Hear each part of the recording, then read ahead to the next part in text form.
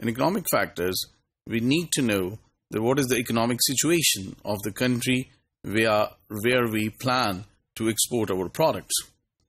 So it includes understanding various important economic statistics which are vital, and what is the situation of the economy. For example, we need to know that what is the gross national product of the country we are talking about, what is the GDP growth rate, so that what is the size, so that we could understand that what is the size of the economy and how the economy is growing. If the economy is growing, then at what rate the economy is growing. Because in this way we would be able to understand that is there an increasing market, decreasing market, or static market potentially for the products which we are going to export into that particular country. Iske alawa, we also need to know the international trade of that particular country. International trade divided into import and export.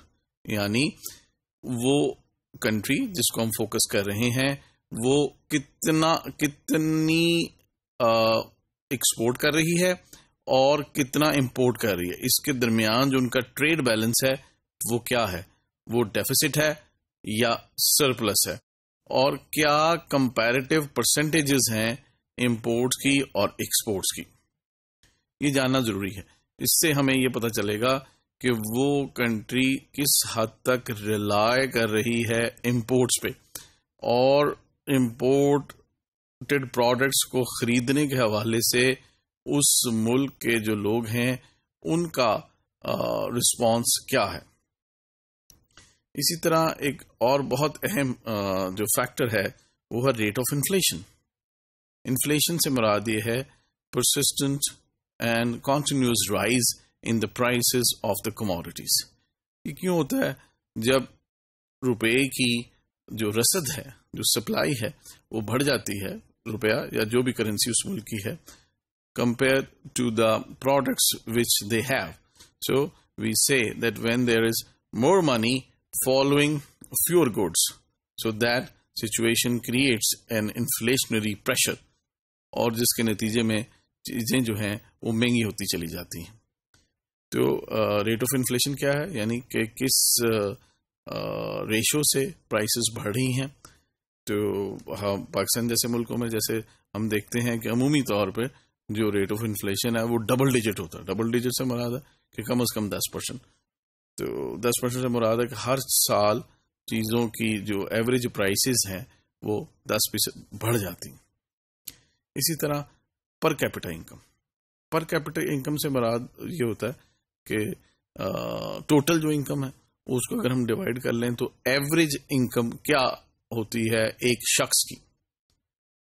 For example اگر ہم سمجھتے ہیں کہ ایک جگہ پہ 1000 لوگ رہتے ہیں اور ان کی ٹوٹل انکم جو ہے وہ 1 لاکھ ہے, تو ہم 1 لاکھ کو 1000 پہ ڈیوائڈ کر دیں گے اور ہمارے پاس ایک ایوریج پر کیپٹا انکم آ جائے گی. پر کیپٹا انکم جو ہے وہ بالکل ہی ایسا ریشو تو نہیں ہے کہ جس پہ آپ کمپلیٹلی ڈپینڈ کر سکیں, بیکاز اگر کسی جگہ پہ کچھ لوگ ہیں جو کہ بہت ہی امیر ہیں اور وہ ان کا شمار دنیا کے امیر لوگوں میں ہوتا ہے, اور باقی کچھ ایسے ہو سکتے ہیں جو کہ بہت ہی غریب ہوں, تو جب ہم ان کو جمع کریں گے, ان کی انکم کو ڈیوائڈ کر دیں گے ان کے نمبر پہ, تو یقیناً نمبر تو بڑا اچھا آ جائے گا, پر کیپٹا انکم تو اچھی نکل آئے گی, لیکن اوریجنلی پریکٹیکلی ایسا ہوگا نہیں. لیکن اس کے باوجود پر کیپٹا انکم ایک اچھا انڈیکیٹر ہے جس سے اس ملک کی اکانومک اسٹرینتھ اور پاسبل ایوریج انکم جو ہے اس کا ایک اندازہ ہوتا ہے.